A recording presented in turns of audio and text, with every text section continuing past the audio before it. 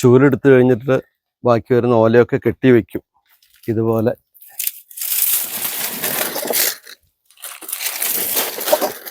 ഇതാണ് വൈകുന്നേരം വെള്ളം തിളപ്പിക്കാനൊക്കെ ഉപയോഗിക്കുക. അപ്പോൾ ചൂലുമായി തീ കത്തിക്കാനുള്ള ഓലയായി. ഞാൻ പറഞ്ഞു വന്നതേ,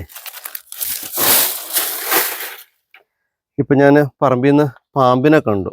പലപ്പോഴും കണ്ടതുകൊണ്ടാണ് ഒന്ന് പുല്ല് വെട്ടിച്ചത്. ഇപ്പം ഞാൻ പോയി ആ ഒട്ടുപാലൊക്കെ പറക്കിയ സമയത്ത് പാമ്പ് കറക്റ്റ് അവിടെ നിന്ന് പാഞ്ഞു നേരെ വന്ന് കയറിയത് വിറകിൻ്റെ ഉള്ളിലേക്ക്. അപ്പോൾ വിറകിങ്ങനെ അട്ടി വെച്ചിരിക്കുകയാണ്.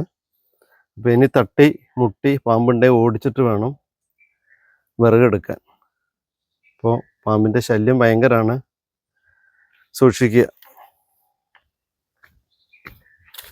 വിറകിന് ഇങ്ങനെ ചിരട്ട എടുക്കും, അത് ആട്ടിക്കാനായിട്ട് എടുക്കുന്നതാണ്. അപ്പോൾ നടുവ വെട്ടി പൊളിക്കും, ഇതിൻ്റെ ഉള്ളിൽ ചിരട്ട ഉണ്ടാവും. അപ്പോൾ നല്ല ചൂടാണ്. ഒരു 2-3 വെച്ച് കൊടുത്താൽ കുളിക്കാനുള്ള വെള്ളമൊക്കെ നന്നായി ചൂടായി കിട്ടും. അപ്പോൾ ഇതെടുക്കുമ്പോഴും ഇപ്പോൾ പേടിയാണ്. നമ്മളൊന്ന് പുറത്തേക്കൊക്കെ ഇറങ്ങി നോക്കുമ്പോൾ പതുക്കെ ഇതിന്ന് പാമ്പ് പോകുന്ന കാണാം, അല്ലെ പാമ്പ് കയറിയിരിക്കുന്ന കാണാം, ചൂടായതുകൊണ്ട്.